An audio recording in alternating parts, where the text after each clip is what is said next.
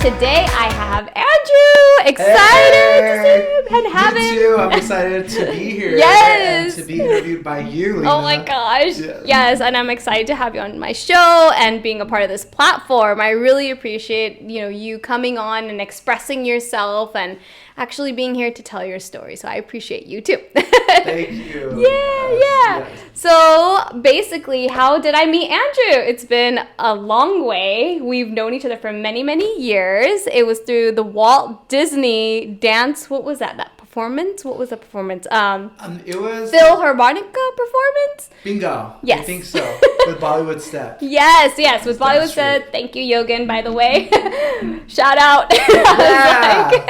But yes, so that's how we met. We became really good friends. We went to a few events together, and here we are today. So thank you so much for coming here and being a great friend too. So I just want to kind of jump into it. So just tell us, where are you from? What have you been doing all your life? Just tell us, break into it. Okay, well, Yeah. I was born in Orange County, in Santa Ana to be specific, but I grew up in San Diego County. So I was all over from Imperial Beach to Chula Vista. And there was a moment in my life where I actually had to cross borders and live in Baja California, Mexico.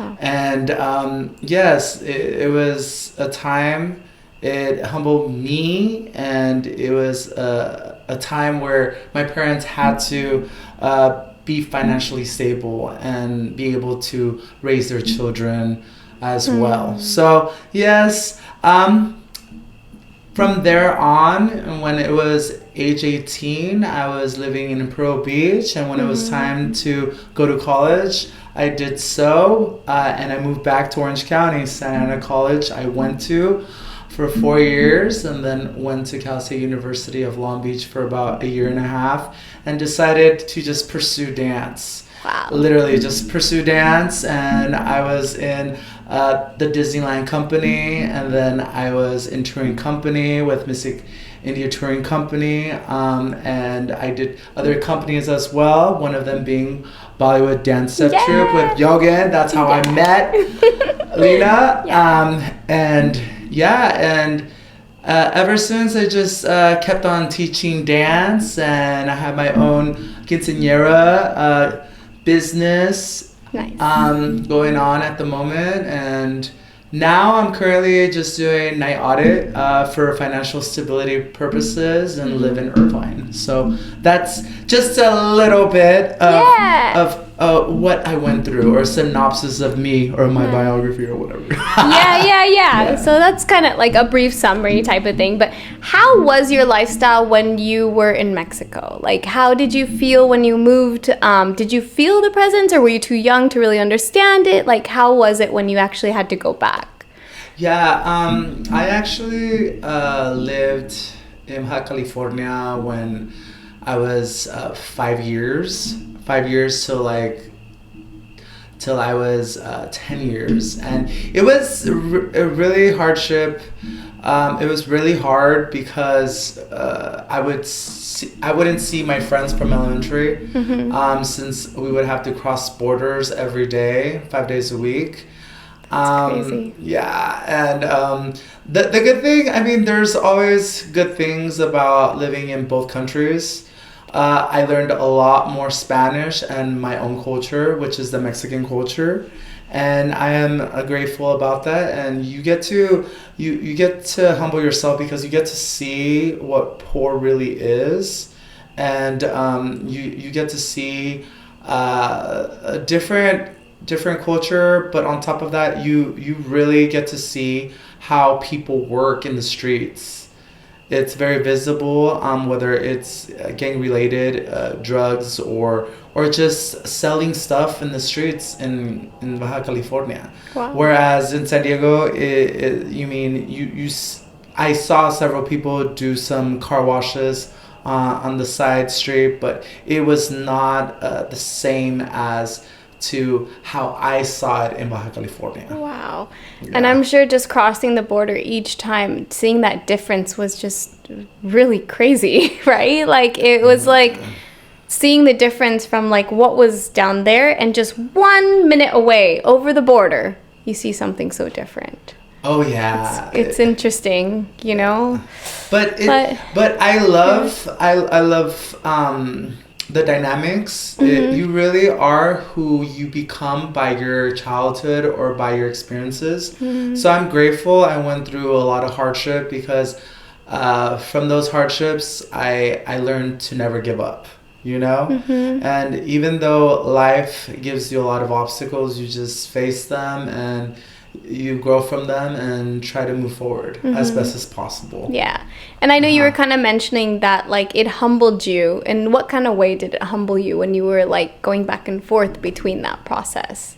Yeah, it was hard because like you get to see all these people with privilege acts, you know, you see kids have the best brands, or you even see them take gymnastics. And a person at that time, I wanted to do gymnastics, but my parents couldn't afford it, and they didn't have the time. So to actually see those children from elementary school say things like that, I was kind of envious. It saddened me, but it humbled me, because I just appreciated life much more. Because even though they took classes, I noticed that they would complain about the classes, and whereas in my upbringing, I would be grateful. Yeah, you know, like they kind of took it for granted. Yeah, so that's where the humility comes. And also another factor is I notice a lot of people be picky with food choice, or with clothes, or even with friends. Whereas I grew up with my parents telling me, you know, you gotta eat what we serve you. We don't have much to offer, right. And you gotta take what we buy you for clothes, and appreciate it. And my parents, especially my mom, would always tell me, hey, there's people out there who don't have enough food or enough clothes, and they're suffering every day trying to find something to cover or to eat. So it just, from those experiences, you just humble yourself so much. You're like, you know what, I shouldn't take this for granted. I should be respectful of it and actually thank my parents for actually giving me what they gave me. Bingo. Yeah, yes. That's good. Yes. Aw, that's nice. I know sometimes we don't think about the other lifestyles. You know, we don't think like what other people are going through at the same time. So it definitely humbles us when we think about it and we're like, wow, like, you know, we can't take these things for granted, but at the same time, I feel for them, you know? Yeah. Why? I wish they weren't I wish I could help the whole world, but we can't do that, you know? Yeah. But that's so interesting. But I think as long as you help who you can, and you know what they say, you got to help yourself first before you help others. Yeah. So I am a true believer of that, and if you can't help others, great. You know, that's always great. Yes. Yeah, I know. Still, at the end of the day, like, I love what I do till today. Like when I work for the government, and I kind of love helping the communities who can't help themselves. And so that's part of our job on a daily basis. That's great. Yeah. That's great, yeah. You know? So it definitely brings purpose, but like just whatever you can give back, you know, in general, it could be to anyone. Don't take it for granted, right? Yeah. Like at least like the type of shows you do and the type of like, you know, even the type of teaching you do to those kids, you're making their dreams come true too. So you're giving back, and there's different ways to give back, right? So yes. A lot of like I do my best to uplift people, or like to correct them so they could get better as an instructor. I also let them know about the reality of auditions. So as long as I see improvement and see they understand what I tell them, that fulfills me as a person. That's good.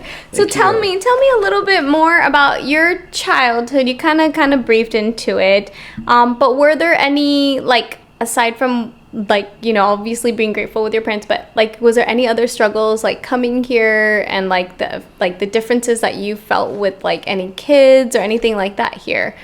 Yeah, it was very difficult to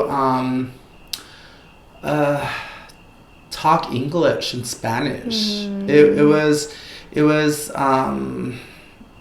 a barrier. For one, I didn't have their accent per se. I had a very bilingual accent, or should I say, I would speak Spanglish in the beginning. So that was a little interesting and a little difficult to differentiate. But throughout the years, I learned to talk in one language and only one language, and whether it's in Spanish and in English. And within time, I got better in English than Spanish. It's normal because I went back to living in California, and school is based in English, so it helped a lot, and I focused more in English. But I'm so grateful to have my parents to tell me, hey, we got to talk in Spanish at the house. Yes. It's still important. I don't even know Spanish, and everybody's like, don't you live in like close to Baja California? Come on, girl. And I'm like, sorry. I'm like, that's my fault, but I understand reggaeton. Right? You can talk to me in reggaeton, right? But that's it. But yeah. Me gusta la gasolina. Exactly. Exactly what he said.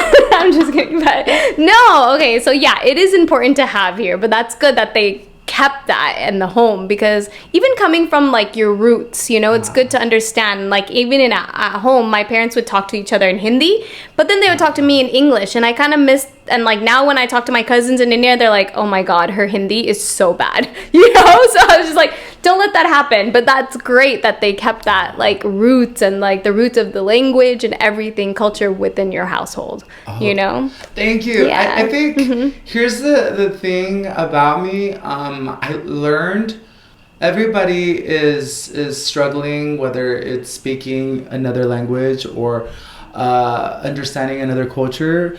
But I feel like if you're trying, correct them in a nice way. Yeah. You know what I mean? I feel like people should be more understanding and more accepting, because people have other backgrounds. Yes. Yeah. And I think that's what people is missing. Yeah, I agree. I definitely feel like people don't give enough slack to each other, to really let them understand and even teach each other, right? Like actually help each other out. Instead, people are just kind of like looking at each other, and I feel like it shouldn't be like that. We should all help each other out, Bingo. Yeah. So it does get difficult out there, but you guys, come on, let's just be a little humane, right? Literally help each other out. Yeah. You can learn something from every individual. Yeah, I agree. Even the people you think that are not quote unquote smart enough, you can learn something from them. Yeah. Just have an open heart and an open mind. Exactly. No judgment there. Yeah. Right? Yeah, definitely. So tell me a little bit about your high school. So now you're coming into like away from childhood. It was a little bit about like, kind of the communication, but now you know English, now you're making friends. So how did your high school go? High school? Oh, wow. Yay, I'm excited. Oh my gosh. Well, entering high school was kind of like you want to block that first year. Honestly, like I was going through several surgeries on my eyelid that made me look like bees had stung my eyelid. Oh, no. Yeah, bingo. And like my first year was kind of a letdown. It was more about criticizing not only about my looks, but also how I talked. I used to talk more feminine, and I was trying to figure out myself as a person. And I didn't really finalize myself as a gay person till later on in life. Wow. Till I actually had a crush on someone that was a man. Then I told myself I am gay, right?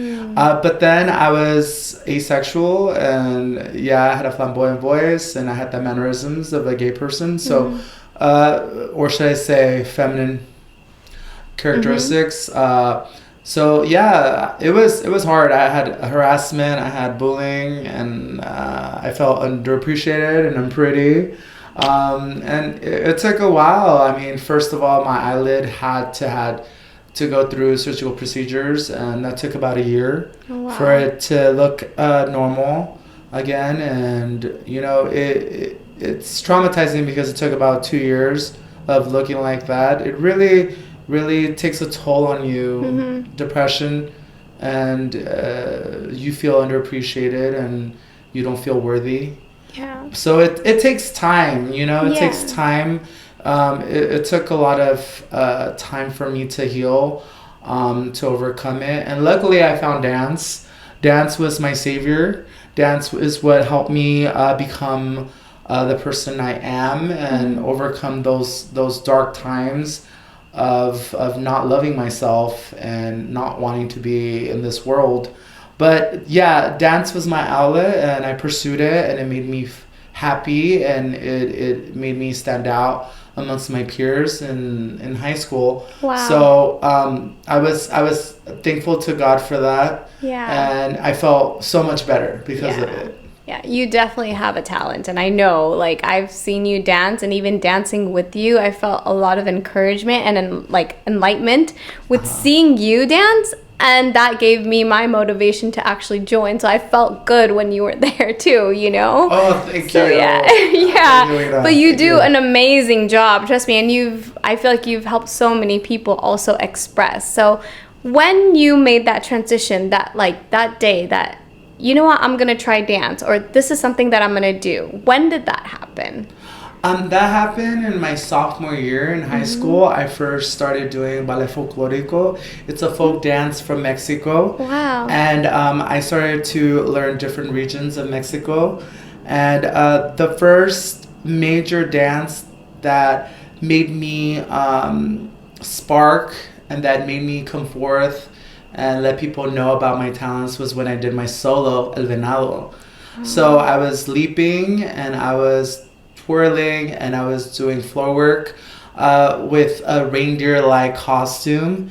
And ever since then, I had people cheer me on and see me as this Mexican representative dancer from high school. Wow. Yeah, so that really, inspired me to go further into dance. Nice, nice. So then you just started taking classes after that, or how did you kind of like get into the whole aspect of like going to so many different like avenues of dance afterwards? Yeah, I was lucky enough to, after a light bulb hit, I auditioned for the dance team for my high school, and I was accepted, and I started taking their classes. My dance instructor, Miss GB, thank you. She gave me ballet lessons, jazz lessons, and hip hop lessons within the class, and I started to just have a real realization of dance, and I started to have the basics of dance. Not only in folk dancing, but in other styles of dance, and something to look forward to, which included a lot of technique, a lot of discipline, a lot of stamina, a lot of stretching, a lot of memorization with choreography. Oh my gosh, muscle memory, that's out of the picture in my head right now. Yeah, right. Oh yeah. And then if you want to be an artist, expression, tell the story, right? Yeah. And luckily, I mean, I was able to find my true passion in sophomore year of my high school education, but I started to get into the dance team when I was a junior. So, I mean, it is pretty late for a dancer to start as a junior or senior year in high school. But so when that occurred, I just went all balls out, and I just said, okay, you know what? I just need to learn and do the best I can. And I got into the cheerleading varsity team, and I got to learn tumbling and their style as well, because I wanted to pursue dancing. It was my main passion. Wow, that's so beautiful. So I know you were kind of talking about like sharing expression and like leading. How do you feel when you actually dance? And like you said, it also helped you heal. So what was that process that helped you heal and like actually move forward? So what did you feel when you were dancing? When I dance, I felt a light bright. I felt a self-fulfillment. I felt my worth back. And I felt like I was doing something to the community. I was making them happy, you know? And that's the whole purpose of dancing, of performance, is to make people be joyous, think outside the box, or have a message come across. Right. So that is what fulfilled me, and especially when people commented about my dancing afterwards, that fulfilled me even more.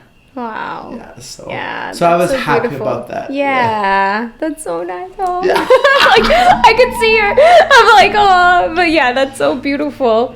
So tell me, and you were talking about a little bit in the interview that we had earlier, but you talked about your parents and like how they kind of, like their past kind of interacted within your life. So how did that avenue help you or like guide you, or you understood like what they went through and then they gave you a better life? So what was their process? Like what was their situation in themselves when they were growing up? Oh, okay. So here's the thing.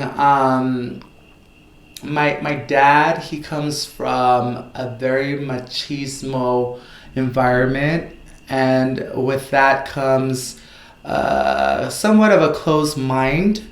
And you must act a certain way if you're a man, and you should act a certain way if you're a female. That's why my upbringing was soccer. I did soccer for 8 years, and I liked it the first 2-3 years maximum. Yeah. But the rest of the years I was dreading it. I was like, why am I doing this? Oh yeah, I remember. My dad was a coach. Oh, so that's why. Okay, yeah. He's like, you have to do this. Yes, you gotta do this. We'll do it. Yeah. And I was kind of like, oh damn, why am I doing this? Why?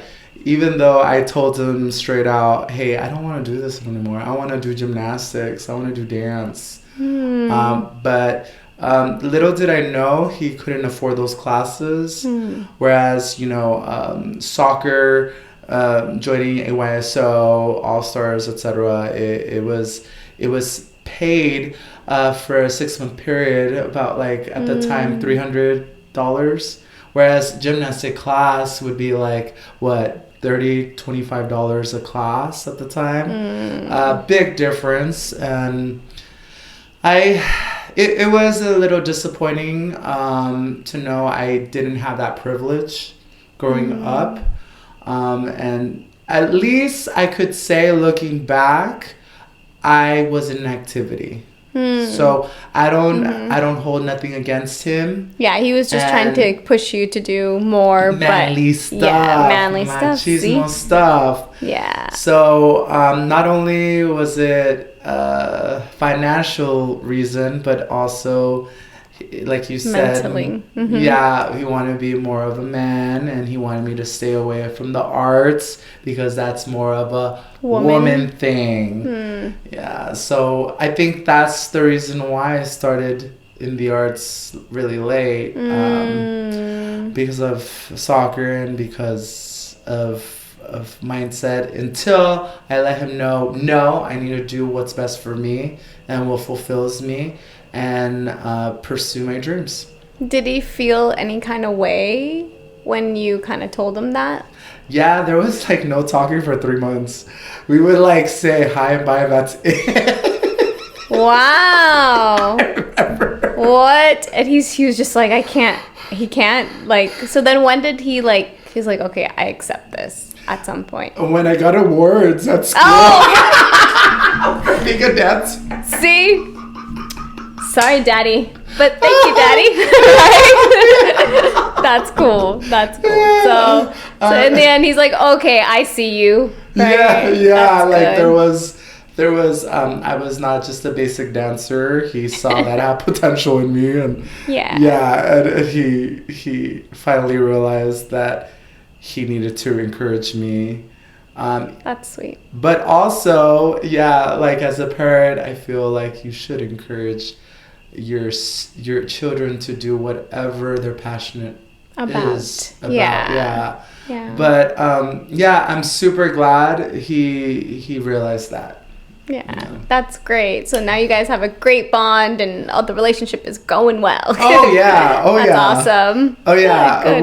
We lasted only 3 months. He loved him regardless, so. I would just say hi and walk to my room. I didn't care. So funny. That's cute. But that's good. That's good. I think it's necessary to have, like, definitely have encouragement, you know, especially from the parents. It's kind of like you feel like in your heart, those are your biggest critiquers, Bingo. You know? And it's really hard because it's like, you do sense the need of approval from a parent. And sometimes it's like, you know, the parents are like, oh, no, they don't need me. No, they have all their friends. They have this. No, we look at you the most, right? Bingo. Yeah, so it's like, yes, parents, we do need your words of approval, even though we're older still, but we still want them. You know, we still want to be like, hey, like, good job, son, or good job, daughter, good job, you know, this or that. So it's like, we know that we're on the right path too sometimes, you know? Bingo. Yeah. and I feel like with age, eventually the children have to give them props as well. Yes. So there's like some sort of love connection, feedback. The older you get, there's this mutual back and forth commenting, complimenting. Yes. So they could feel loved. Yep. It's very important to express yourself. It's very important if they're doing great, whether it's your child or your parent. If they're doing great, applaud them, compliment them, because they expect it. Exactly. You know? Exactly. And we expect it too, because we want praise and we want something to look forward to in life. Just positive affirmations between each other. And I think everyone should be able to have that. Hey, you look good today. Or like put a smile on somebody's face, you know? Or even like if you just hear from like there's actually this school that I saw on the news, right? And there's a teacher who instills positive affirmations every single morning to the kids. Oh, that's amazing. That's beautiful. That's beautiful. And they'll say, I am worthy. I am loved. I am. And they say those things themselves the first like 10 minutes of class, and then they go on with their day. And then that is something that's instilled in them. And I feel like we didn't have that when we were in school. I'm like, what? I'm like, so now we're saying, okay, we love ourselves. We're very strong. We're happy, right? We can make it. We can make it. See, that's why we love ourselves. Yes, so that's why we're here today. So I'm just saying. You're right.